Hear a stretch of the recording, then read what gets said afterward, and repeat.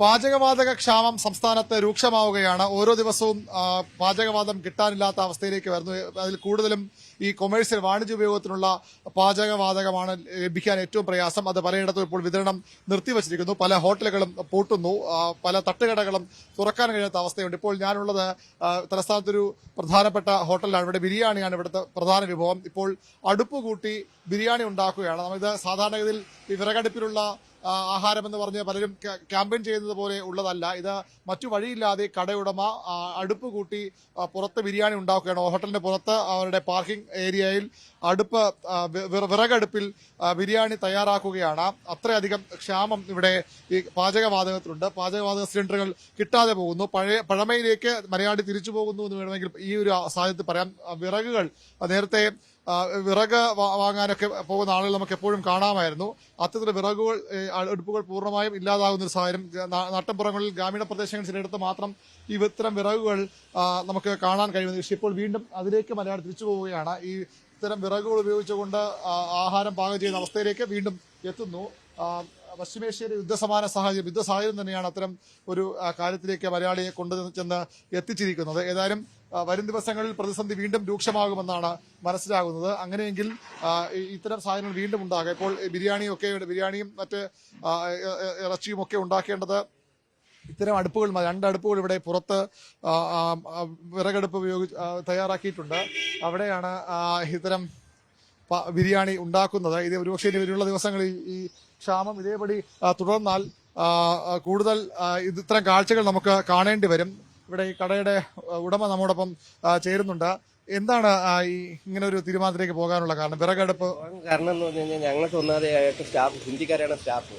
അപ്പം അവർക്ക് അവരുടെ ഫുഡും കാര്യങ്ങളുണ്ട്. അവർക്ക് എന്തായാലും സാലറിയും കൊടുക്കണം. ഒരു കട ഒരു ദിവസം അടച്ചിരുന്നു കഴിഞ്ഞാൽ ഞങ്ങൾക്ക് അത്രയും വളരെ പൈസ എക്സ്പെൻസീവ് കിട്ടണം. ഒന്നാമത് ഗ്യാസ് കിട്ടാത്തത് വളരെ ഞങ്ങൾ ഗ്യാസിന് വേണ്ടി മാക്സിമം എല്ലായിടത്തും നോക്കി. അപ്പം ഇവർ കുറച്ച് പേര് ഗ്യാസ് അവിടെ ഗോറോണിൽ പോയപ്പോൾ ഗ്യാസ് ഉണ്ട്, പക്ഷെ അവർ ഗ്യാസ് തരുന്നില്ല. അവർ പറഞ്ഞ അവർ ഹോസ്പിറ്റലിനെ കൊടുക്കുള്ളൂ, അവർ വേണ്ടപ്പെട്ടവരൊക്കെ കൊടുക്കുള്ളൂ എന്നുള്ള കാര്യം കൂടെ അവർ അങ്ങനെയും പറയുന്നുണ്ട്. ഇത്രയധികം പ്രതിസന്ധിയിലേക്ക് പോയത് 3 ദിവസമായിട്ട് ഞങ്ങൾക്ക് ഗ്യാസ് കിട്ടുന്നില്ല. പിന്നെ ഉള്ള ഗ്യാസ് അഡ്ജസ്റ്റ് ചെയ്ത് ചരിച്ച് മറിച്ചൊക്കെ ഇട്ടാണ് ഞങ്ങൾ മാക്സിമം. എത്ര സിലിണ്ടർ സാധാരണ ഉപയോഗിക്കാറുണ്ട്? ബിരിയാണിയാണ് ഇവിടുത്തെ മെയിൻ വിഭവം. ചെന്നൈ റോയൽ ബിരിയാണി എന്നാണ് കടയുടെ പേര്. ബിരിയാണിയാണ് മെയിനായിട്ട് കൊടുക്കുന്നത്. മാത്രമല്ല പിന്നെ വിറക് എന്ന് പറഞ്ഞാൽ നമുക്ക് സിറ്റിയിൽ കിട്ടാറില്ല. ഞാൻ ചോദിച്ചു വിറക് എവിടുന്ന? വിറക് കാണാൻ തന്നെ ഇല്ല. പണ്ട് നമ്മളൊക്കെ വിറക് വാങ്ങാൻ പോകുമായിരുന്നു. പക്ഷെ ഇപ്പൊ വിറക് എവിടുന്നാണ്? വിറക് വിളിച്ച് ചോദിച്ച് കാട്ടാക്കടയിൽ നിന്നാണ് ഞങ്ങൾ വിറക് ഇറക്കിയത്. കാട്ടാക്കടയിൽ നിന്നും പാപ്പനം കൂടെ നിന്നാണ് വിറക് ഇറക്കേണ്ടി വന്നത്. കാരണം അതൊരു മെനക്കെടാണ്. കാരണം ഒരു പെട്ടിയാട്ടടയിൽ അല്ലാതെ കൊണ്ടുവരാൻ പറ്റില്ല. കാരണം ഗ്യാസിനെ കാട്ടി ഇപ്പൊ ഏറ്റവും ചെറിയ വിറകിനുള്ള രീതിയിലാണ് ഡിമാൻഡ്. വില എങ്ങനെ? ഏതടിയാണ് ഇത്? പുളിത്തടിയാണ്. വിറക് ഇപ്പോൾ ഒരിടത്തും കിട്ടാറില്ല. കാരണം എല്ലായിടത്തു നിന്നും വിറകുകൾ വാങ്ങിച്ചുകൊണ്ട് ആൾക്കാർ പോകുന്നുണ്ട്. ഇപ്പം വിറക് ഞങ്ങൾ മെനക്കെട്ട് 2 ഇടത്തു നിന്ന് പറഞ്ഞ് വേറെ കൊടുക്കില്ലെന്ന് പറഞ്ഞ് അഡ്വാൻസ് കൊടുത്ത് വിളിച്ച് പറഞ്ഞ് കൊടുത്തിട്ട് ഞങ്ങൾ അപ്പം തന്നെ പോയി എടുത്തുകൊണ്ട് വന്നതാണ്. ഗ്യാസിന്റെ വിലയായിട്ട് കമ്പയർ ചെയ്യുമ്പോൾ ഇതിപ്പം വിറകിന് ഇപ്പം 3000 രൂപയായി ഞങ്ങൾക്ക് ഇത്ര ഇറക്കിയത്. എത്ര കിലോ എത്ര 3000 രൂപയായി. പിന്നെ അതിനെ പിന്നെ ബാർഗൈൻ ചെയ്യാൻ നിന്നില്ല. കാരണം ഞങ്ങളില്ലെങ്കിൽ അടുത്ത ആള് ആ രീതിയിലാണ് നിൽക്കുന്നത്. ഇപ്പം വില കൂടുതൽ കിട്ടാനില്ലാത്ത രീതിയിലായി ഇപ്പം വിറക്. അപ്പം ഒരുപാട് ഇത്തരം കടകൾ ഇവിടെ ഉണ്ടായിരുന്നു. പക്ഷെ നേരത്തെ ഇവിടെ നമ്മുടെ ജംഗ്ഷൻ മുകളിൽ തന്നെ വിറകട ഉണ്ടായിരുന്നു. അടുത്തടുത്ത വിറകട. ഇപ്പം വിറകട തന്നെ സിറ്റിയിലില്ല. പട്ടപ്പറ, പാപ്പനംകോട്, കാട്ടാക്കടയൊക്കെ വിളിച്ചു ചോദിച്ച് ക്യാൻറ്റീൻ കാര്യമായിട്ട് ബന്ധപ്പെട്ടതൊക്കെയാണ് വിറക് ഞങ്ങൾ ഇറക്കിയത്. ഇനിയിപ്പം അടുത്തൊരു വിറക് ഇറക്കണമെങ്കിൽ ഞങ്ങൾ ഇന്നേ പോയി ബുക്ക് ചെയ്തെങ്കിൽ മാത്രമേ വിറക് കിട്ടുള്ളൂ. ആ രീതിയിലായിട്ട് വിറകടുപ്പ് വിറക് താരമാവുകയാണ്. വിറക് ഇപ്പം താരമാണ്. കാരണം എല്ലാ വിറകടകളെല്ലാം വിറക് പോയിക്കൊണ്ടിരിക്കുന്നത്. നാട്ടുകാർക്ക് കൊടുക്കല്ലാതെ ബൾക്കായിട്ട് എല്ലാവരും വാങ്ങിച്ചുകൊണ്ട് പോവുകയാണ് വിറക്. അതിനിപ്പോ ഞങ്ങൾ വളരെ ആളുകൾക്ക് സന്തോഷം, കുറച്ചുകൂടെ രുചിയുള്ള ഭക്ഷണം കിട്ടും. വിറകടുപ്പ് കുറച്ചുകൂടെ. പക്ഷെ ഞങ്ങൾക്ക് അത്രയും സമയം പോകണം. കാരണം ഇപ്പം 11 മണിക്ക് ആവാനുള്ളത് ഇപ്പൊ ഇത്രയും ടൈം ആയില്ലേ. അതപ്പോൾ ആ കസ്റ്റമേഴ്സ് വന്ന് നോക്കിയിട്ട് കസ്റ്റമർ പോകാൻ അപ്പം ആ നഷ്ടം കൂടെ പറഞ്ഞുകൊണ്ട് ഗ്യാസ് കിട്ടാത്ത വളരെ ബുദ്ധിമുട്ടിരിക്കുന്നത്. കാരണം ഇതിന് കേന്ദ്ര സർക്കാർ ഒന്നും ചെയ്യുന്നില്ലെന്നാണ് ഇപ്പം ഞങ്ങൾ അറിയുന്നത്. അപ്പോൾ അതിനുവേണ്ടി എന്തെങ്കിലും അവരൊന്നും ചെയ്തിരുന്നെങ്കിൽ ഒരു ബദൽ സംവിധാനം എന്തെങ്കിലും ചെയ്യണം. കാരണം ഇതിന് ഗ്യാസിന്റെ പ്രശ്നം ഇപ്പം നാളെ ഗ്യാസ് ഒട്ടും കിട്ടാതെ കഴിഞ്ഞ് എന്ത് ചെയ്യാം? ജനങ്ങൾ മൊത്തം ഓടില്ല. കാരണം എല്ലാ വീടുകളിലും അടുപ്പില്ല. ഇതിപ്പോൾ ഞങ്ങൾ വാടകയ്ക്ക് എടുത്തും ചെയ്തൊക്കെയാണ് ഇപ്പോൾ ഈ രീതിയിൽ എങ്ങനെയായിരിക്കും. അപ്പം ഇത് തന്നെ 2-3 ദിവസം കൊണ്ട് അടുപ്പ് ഇപ്പം വാടക ഒരിടത്തില്ല.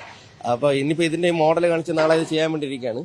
അപ്പം ഇതിപ്പോ 2-3 ദിവസം കൊണ്ട് നമുക്കിത് ചെയ്യാൻ പറ്റില്ല. അതിന് മുന്നേ എന്തെങ്കിലും ചെയ്തില്ലെങ്കിൽ ഞങ്ങൾ മൊത്തത്തിൽ പൂട്ടിയിടേണ്ടി വരുന്ന ഒരു ഗതികളിലിട്ട് നിൽക്കുകയാണ്.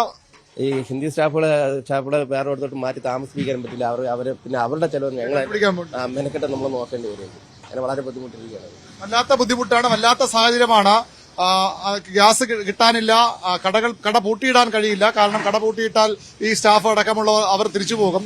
ഒരു കാര്യം ഈ ആഹാരം കഴിക്കാനെത്തുന്നവർക്ക് ഒരുപക്ഷെ സന്തോഷമുള്ളതാകും. വിറകടുപ്പിൽ പാകം ചെയ്ത ബിരിയാണിയൊക്കെ കുറച്ച് സ്വാദ് കൂടുന്നതാകും. പക്ഷേ വിറകിന്റെ വില പറയുന്നു ഗ്യാസിനേക്കാൾ വിലയാണ്, തീ വിലയാണ്, കിട്ടാനില്ല, നേരത്തെ ബുക്ക് ചെയ്യണം. ഏതായാലും ഗ്യാസ് കിട്ടാതാകുമ്പോൾ വിറകടുപ്പും വിറകും ഒക്കെ വീണ്ടും താരങ്ങളാവുകയാണ്, അതിനാവശ്യക്കാർ വരികയാണ്. പക്ഷേ ഈ പ്രതിസന്ധി ഓരോ ദിവസവും ഹോട്ടൽ മേഖലയെ കൂടുതൽ ബാധിക്കുകയാണ്. സന്തോഷിനൊപ്പം വി അരുൺ, ന്യൂസ് 18 തിരുവനന്തപുരം.